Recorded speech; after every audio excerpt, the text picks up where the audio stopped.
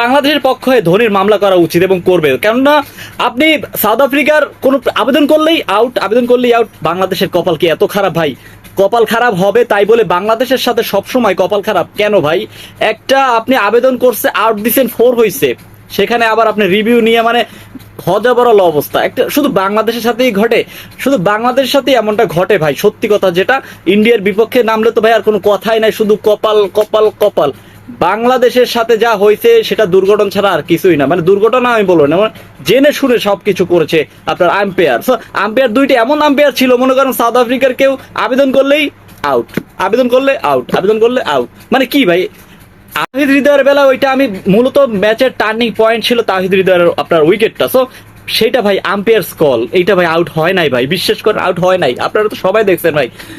ভাই বাংলাদেশের খেলা দেখেন না ভাই, বাংলাদেশের যারা ইয়াং জেনারেশন আছেন তারা খেলাটা দেখেন না ভাই। ইয়াং জেনারেশনের মাথা এমনিতেই গরম থাকে, আশেপাশে সব ভাঙচুর করে ফালাই দিবে। সত্যি কথা, যে টু বি ভেরি অনেস্ট, আর যদি আপনার হার্টের পেশেন্ট থাকে তাহলে এই বাংলাদেশের খেলা দেখার দরকার নাই ভাই। আমার কথা হচ্ছে ভাই, ঠিক আছে ভাই হারছে, ঠিক আছে, ভালো খেলে হারছে, এটা ইজ দ্য মোস্ট ইম্পর্টেন্ট, কিন্তু চুরি হবে কেন ভাই?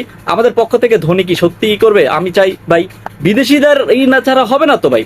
আমার কথা হচ্ছে, মেইন কথা হচ্ছে আমাদের, আমরা হারবো ঠিক আছে ভাই, লিগেল ভাবে হারি, টু বি ভেরি, সবকিছুরই তো একটা লিগেলনেস আছে। সো সাউথ আফ্রিকার বেলায় একটা কথা বলতে চাই ভাই, এখন সময় হয়েছে ভাই, বাংলাদেশ একটু সুযোগ দেন না ভাই। বাংলাদেশ তো সেমিফাইনালে যাইতো যদি কালকের ম্যাচটা জিততে পারতো।